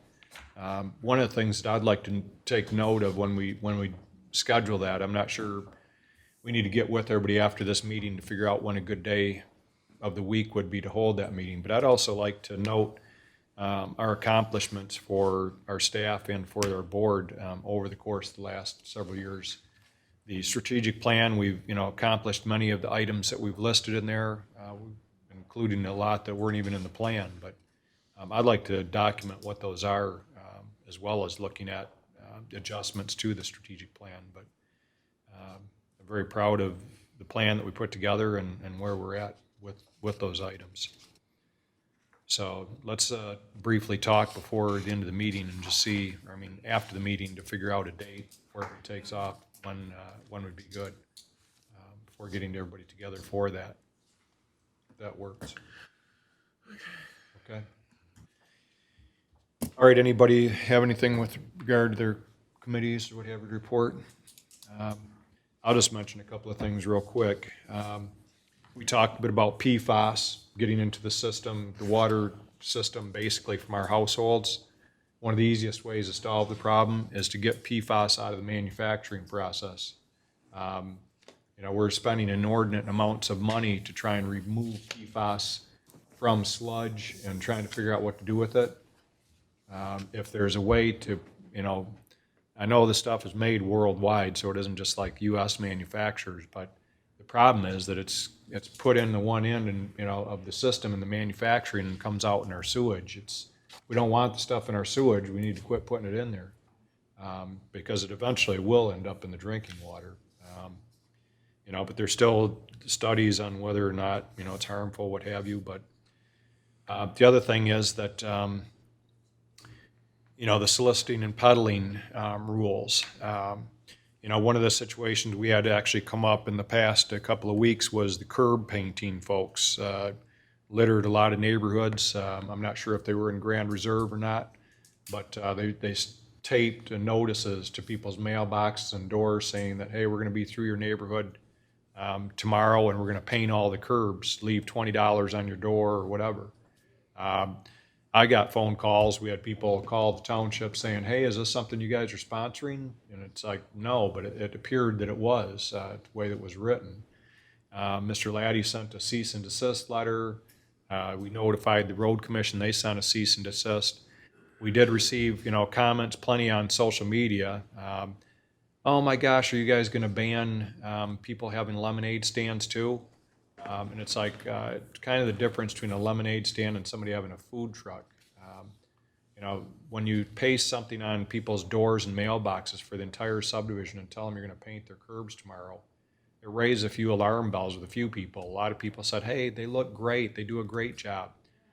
Well, we still require a peddler's license, solicitor. Number two, if you're going to do anything in the right-of-way, you're required to get a permit by the county. I can't just go out and start putting my own sign up or what have you. The curb painting, if we ended up with 3 or 4 different companies doing it and they have 3 or 4 different colors of paint, different designs, I put my name on mine, it just starts to make the subdivisions look horrid, in my opinion. But bottom line is, we have that soliciting and peddling requirement here that you get permits for a good reason. And, we heard this evening from somebody that an unsolicited comment in favor of it. But, our police will go out when we get reports of people out soliciting without the proper credentials. So I'm glad we have it, and I know a number of residents feel likewise. So the other thing is there is some legislation that we're waiting for the bill numbers to come out, but right now there's a laundry list of requirements that are being discussed. Number one, with regard to shut-off notices, it would make it very difficult for us to shut the water off in any kind of timely manner. It would Delinquency situation. delinquencies or even just a non-payment for extended period of time. We have to pay, or our enterprise fund for the water and sewer has to pay it. In other words, the ratepayers in Grand Blanc Township end up paying for people that don't pay their bills. With the state legislations being considered, things like anybody over 55 would have a very difficult time shutting off their water. Anybody with minors in their house, it's horrible to think that people get in that shape. We require $2 on everybody's monthly bill for water. Generate about $200 million statewide, but we really aren't sure what that money could be used for. Whether it could be used for bailing out failing water systems, or it would be solely meant for people, that are unable to pay their water bill due to financial situation. But there's really no explanation as to what the limitation would be for the use of that $200 million annually. Things like notifying people immediately when there's a spike in their water usage. You talk to Mr. Boggs or anybody in our DPW, they'll tell you we don't have the technology currently that would even tell us that. We would have to call them. We'd have to visit their home. We don't know who lives in these houses, if there's senior citizen or minor or what have you. We don't even have their phone numbers to contact them that there's a problem. And also, one of the requirements would be to do an annual inspection of their water to make sure there's no leakage in their home. We don't even have the staff to be able to do that, but that's why I say the cost would be enormous if this laundry list of requirements actually is put in the form of legislation. But it's been discussed at our water and waste meeting, our advisory board here in Genesee County with the other supervisors, and we're hoping that that wish list at the state level doesn't make it to legislation, because it will cause some issues. There's probably some good things in there in terms of trying to help some people that can't pay their bill or afford it, but just a wholesale $2 a bill and not knowing where it's going or how it's going to be spent probably isn't the wisest thing I've heard. I'll let Mr. Lima to announce something that broke in the news that is huge for our township. Where did the camera go? But the one thing that I want to say that, I'm very fortunate to serve on this board with all of you, but, I think one of the best things that we do as a board is surround ourselves with people that do a phenomenal job. And our township staff, Mr. Limata leads that staff and is our sole employee of this board. And I want to congratulate Mr. Limata and the staff for what we're going to see happen here in Grand Blanc Township over the next year. I think it's probably one of the biggest things that this part of the state or this region of Michigan has seen in decades. And it was Cranes Detroit actually came out with it this morning, and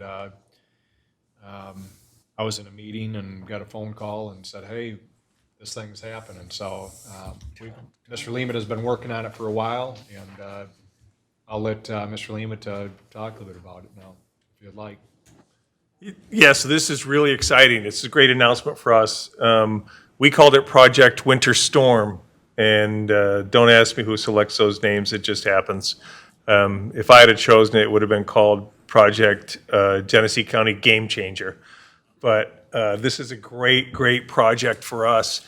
Plastic Omnium is an automotive supplier who has a very big contract with a nearby automotive manufacturer, and they produce hydrogen fuel cells. And they are, it's this plastic extrusion process where they produce this cell, then it's wrapped in carbon fiber for the safety purposes. Really amazing technology, factory of the future. they're coming to Grand Blanc Township. It's $177 million, probably $200 million investment by the time they're done. 175 jobs. These are high-paying, high-tech jobs. It was a tremendous amount of work in order to get this over the finish line. But I just want to remind the board that this started with us creating the DDA back in 2018, Dave, probably. So really kicking it off in 2019, creating that DDA so we had the ability to upgrade Baldwin Road. By upgrading Baldwin Road to an all-season road, we opened up the parcels, both Tech Village and where the Yancho Tree Farm and the Adelsberg Farms property were, that I-75 property, so that we could create development. If you look at the financial impact, the tax bills for that former tree farm and property where this is going to be located in the last year, $1.7 million. If we hadn't created that $1.7 million wouldn't be here. So that is huge for everybody in the county. But it's putting the infrastructure in, it's water and sewer. This thing is huge. When you see this factory, one of the things they pride themselves on, they're from France. It started with like 123 different sites that site selectors brought, and they boiled it down to the final three: Grand Blanc Township, a place in Canada, and a place in Ohio. And I think the biggest thing that pushed us over, because everybody's willing to throw some money on it, whether it's Ohio, Michigan, or Canada. The governor flew to Paris to have a conversation to put a last push on it. But we had put together that package. MEDC came through, and we testified on the Michigan Strategic Fund board this morning to get that final approval, and that's when we could release the name. This thing is so exciting for us, so huge. I mean, it's the jobs. It's the thing we're trying to create here as a township. The reason we did all of this development is so that we don't have to export our children from here. They can stay right here and get great paying jobs. This thing, when you see that, when I say factory of the future, when we had them here in this auditorium, they showed us the artist renderings of this. They intend to be carbon neutral, which is a big thing for them coming from Europe. But the factory isn't this big thing belching smoke. It's this gorgeous white building. As a part of it, they have a windmill, wind turbine up there that what they described it to us as, when you used to drive past a Uniroyal tire and that iconic statement, you're like, oh, wow, the Uniroyal tire, right? That's what they want this building to look like. So it's going to have this wind turbine that highlights the fact that this is about energy future. And this is about the automotive future, where hydrogen-powered fuel cell vehicles are going to be a big thing in the future. And again, they've got a huge contract. They have to start producing by 2027 for some medium and heavy-duty truck use. This thing has got such a huge financial impact, not just for Grand Blanc Township, but for Genesee County, for the state. Thanks to Tyler Rossmeisler from Flint Genesee Group, who had a big hand in this, the MEDC, Corey Utley from Consumers Energy, because we had to work with them to get a power station there to supply initial power.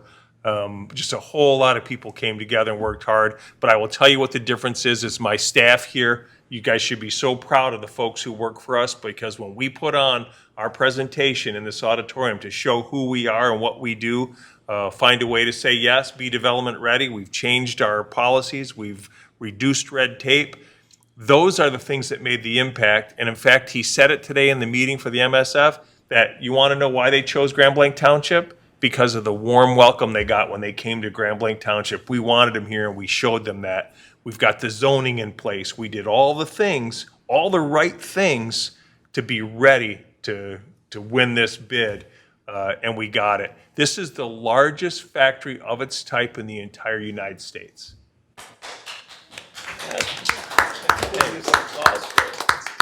It's a big deal. It's so huge for us. I think they're planning, Dennis, roughly 200 jobs at, and I think the average was $1,700 a week in pay, which that is significant for any region, let alone ours. So the money that this is going to put into the community is phenomenal, whether you're talking about home building with stores, restaurants, the schools, the colleges.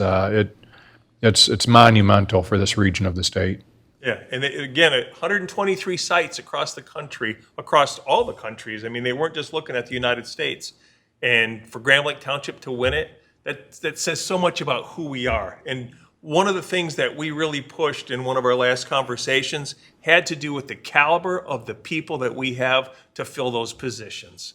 And that was one of the big selling points, because when we were competing, and one of the conversations I had is I said, I will tell you this, we kept the Magna plant here because the general manager told us they were getting tremendous push to maybe go to Buick City or go somewhere else. And the quality control that came out of that Magna plant was like 99% plus compared to in the 70% at all the other plants around the world.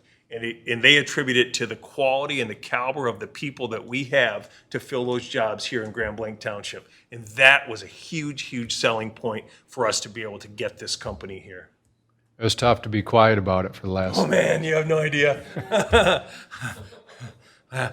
No, it's I want to shout it from the rooftops. You know, like this is so huge. This was, I was at the Michigan Economic Development Association conference last week, and everybody's coming up saying, "Hey, congratulations!" I'm like, "Don't jinx it, man!" Like, well, you know, I was at a meeting earlier today, and they're talking about, you know, the future of, you know, what is city of Grand Blanc, what is the township of Grand Blanc, what do we want to be? And I said, we figured that out a while ago. We're angling for technology businesses to come here, and as I'm saying that, I'm getting the phone call from the media wanting to talk about this. I'm like, I guess I can tell you guys now, but you know, we've had a plan in place, not only this board, but staff, you know, and bringing technology-based jobs here, like you mentioned, Dennis, it keeps our family, some of our young talent here in the area. We've got 3 major universities between U of M, Kettering, and Oakland University that are pouring out graduates that are leaving to go everywhere else in the country. We want some of our family members to be able to stay in this area and work. We want, you know, we don't want just service industry jobs, because we know it's very tough to buy homes and what have you on some of those jobs. But this is going to put money into the community that is just phenomenal. And hopefully, you know, we've had a track record of people like Molex, of businesses like Mara Technologies, like you know, Fessler Bowman, who just moved here, like Magna. This isn't a first for our community, and I think, you know, we need to continue to tell that story that, you know, we are a technology-based community. I mean, when you look at the businesses that are moving here, and, you know, we put the video together that tells a little bit about that, but this is just huge in terms of rounding out exactly with our technology village that we're planning, the types of businesses, you know. I got to imagine a place like this is going to have suppliers too. And maybe it'll attract some of those people to our area. and a big part of it was the location too, obviously. I mean, we're here in I-75 frontage, but the ability for suppliers to we still have available space within not just Grand Blanc Township, but in the surrounding areas throughout the county, that suppliers can find a home here. Like I said, this is huge. This is a game changer for us. Yeah. The beautiful part about hydrogen fuel cells, not to get into that too much, but the beauty of it is it works with just about any kind of internal combustion engine, that those things can work in a truck that's built here in Flint or a car that's built in Detroit. They work in anything. You don't have to change the engine for the fuel. So, very good. Well, phenomenal. Mr. Fike? I got a couple questions here, John. Congratulations. Thank you. Great news. Love to hear this. Very proud of us. I've long said that our region has the medical. We've got the universities, but we don't have the tech until now. And you're going to change that in our region, really. Yeah. But just a couple of quick things about the announcement. It came from a memo from MEDC. So did the company contact you, or how did that all play out? How did we get the initial contact? Yeah. How did you know we won versus Ohio, or you know? Oh, that came about during our conversations over the last many months. But usually the way these things are, the MEDC is a point of contact for all the state of Michigan from site selector companies. So these site selectors, I think, were from Ohio, that got hired by Plastic Omnium to start the search. Then they start contacting places like MEDC for every state saying, what do you have? We need 50 acres. We need, power needs. We need water, sewer, visibility, whatever.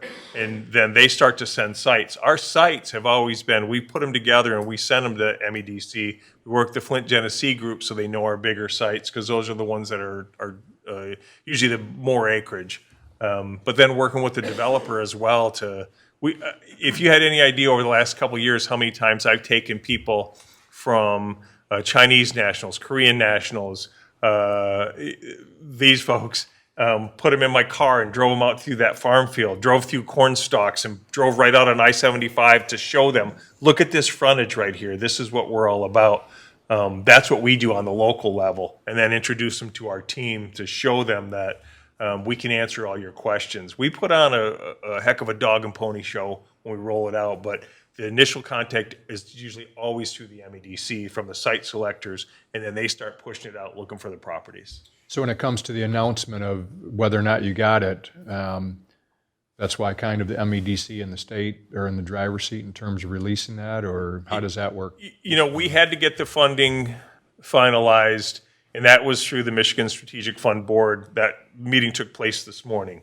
So we had to wait. We couldn't, the press release we assisted in preparing over 2 weeks ago. If you saw Supervisor Bennett has a quote in there, the governor's got a quote.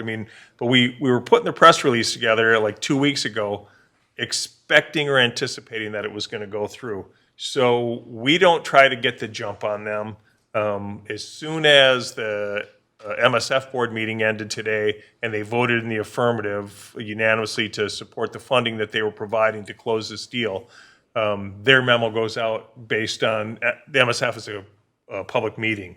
So now Plastic Omnium has been unveiled, it's a public meeting, and immediately they say this is what just occurred at the MSF. Then that press release came out shortly after that. Cranes picked up the story about 20 minutes after the end of the meeting. So can we be out front? Could I have said, all along I told you there's something big in the works, but I can't tell you what it is? Because we don't want to be out ahead until we know for sure that the funding's in place, because it could go the other way, and I've seen it. You'll wait for them as far as the next steps? Well, at this point now it lands on us. The funding's been approved, it's all good. Now it's all Grand Blanc Township and Plastic Omnium working together with our partners at Consumers Energy. Obviously the MEDC representatives will be involved because of the funding.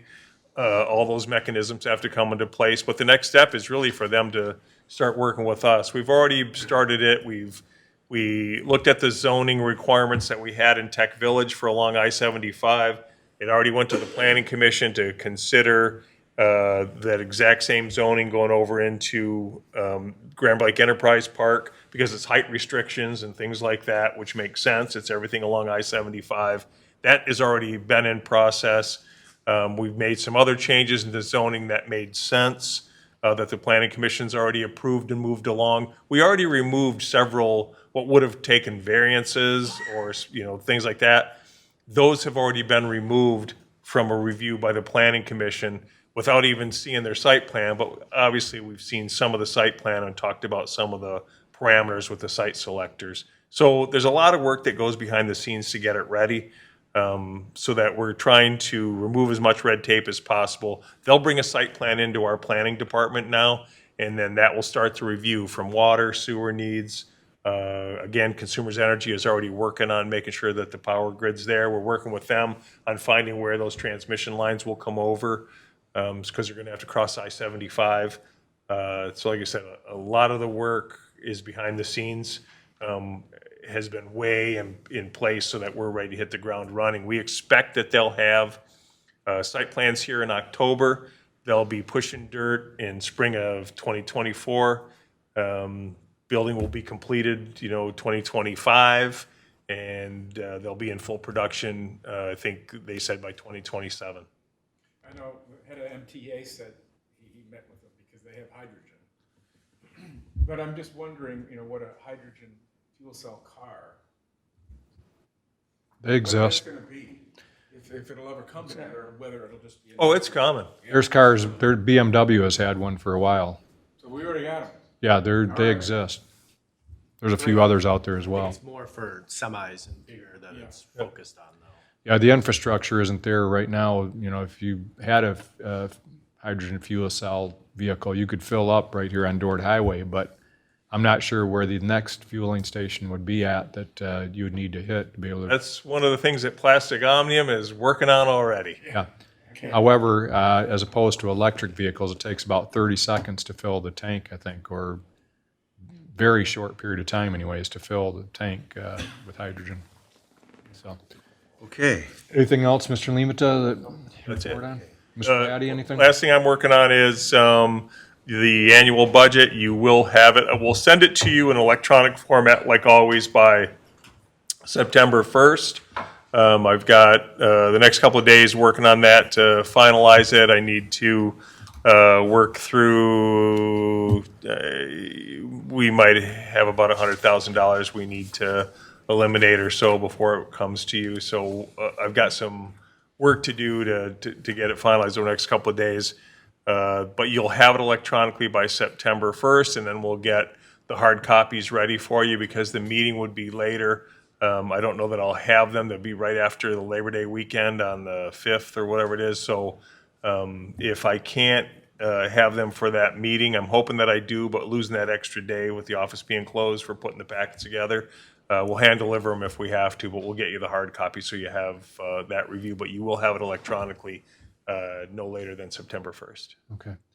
And I know, one of the issues that was brought up in public comment, probably have some discussion on the solicitation issue, and we can have some discussion outside the meeting, figure out where we're at on that, and probably address the issue that was brought up at one of our upcoming meetings. So I know Ms. Grover brought that concern, so. Okay. Is a motion to adjourn in order, Mr. It is. Supervisor? Then I will make that motion. Okay. Support, all in favor, say aye. We are adjourned at 8:03 PM. Trustee.